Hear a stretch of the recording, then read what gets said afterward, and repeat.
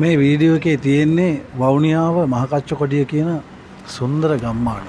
ඉතින් 2009ට කලින් ලංකාවේ තිබිච්ච සිංහල මායිම්ම ගම්මානය. එදා අපේ මිනිස්සු යුද්ධෙන් බැටකාපු තරම් ඒ මිනිස්සු ගෙවපු දුෂ්කර ජීවිතය අපි ඉපදිච්ච දවසේ ඉඳන් මේ ගම ඇතුලේ තමයි ජීවත් වුනේ.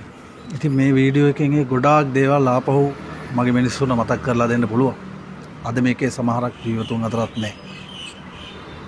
අයි මායිංගම් තමයි මේ තියෙන්නේ. ඉතින් මේ ඒ තරම් භයානකයි තත්ති. ඒ නිසා ඉතින් එහෙ ඉන්න ටිකක් බයයි කොහොමදවත්.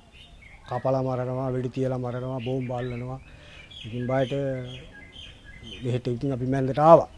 මේ එක්කෙනෙකුගෙන් ගයක් ඉල්ලා ගත්තා. තාවකාලික.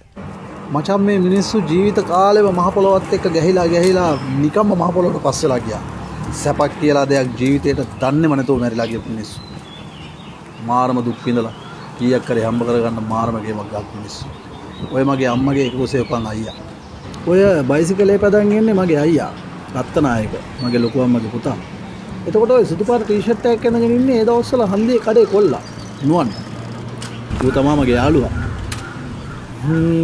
එතකොට බලන්න ඔය බයිසිකලේට පිටිපස්සෙන් ඔය බැනීමක් ඇඳගෙන හරමිටියක් අරන් ඉන්නේ මගේ කිරියත්තා.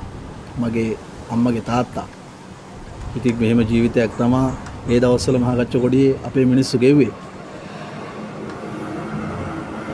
අපේ ගෙවල් ළඟ ශාස්ත්‍රාදී විසින් මේ එක්කෙනෙක් ඉස්සරලා ක්ලියම බෝම්බයක් කළා. ඊට පස්සේ මේ එක්කෙනෙක් වෙඩි තියලා මරුවා.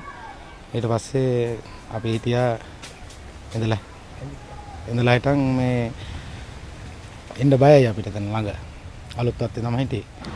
හොඳට බලන්න දැන් මේ වීඩියෝ එක පුරාවටම හිටපු මිනිස්සු මේ මිනිස්සුන්ට යුද්ධයක් තියෙනවා කියලා කිසිම ගානක් නිකන් බයක් කියලා දෙයක් ගෑවිලාවත් නැහනේ. ඉතින් පුද්ගලිකව එල්ටීටි එකට මේ මිනිස්සු බය නැහැ. ඉතින් බය වුණේ තමන්ගේ දරුවෝ මරලා යයි කියන බය විතරයි තිබ්බේ. ඉතින් ආමියකින් හිටියා ඒ දවස්වල මට මතකයි 21 SLNG එක තමයි අපේ ගමේ හිටියේ. ඉතින් ඒ මිනිස්සුන් මාර විදිහට බ්ලාස්ට් කරා. ඉතින් උන්ගේ කැම ට්‍රැක්ටර් වලට ගැහුවා, රූට් කීරන් එකට ගැහුවා. ඉතින් SLNG කියලා නෑ මාර යුද්ධයක් උන් කරා මහකච්චකොඩිය කියන ගම ඇතුලේ. ඔය වීඩියෝ එකේ ඉන්න ගොඩ දෙනෙක් අද ජීවතුන් අතරත් නෑ. ඉතින් මේක දකිනකොට සමහරුන්ට අම්මා මතක් වෙයි, සමහරුන්ට නංගි මතක් වෙයි.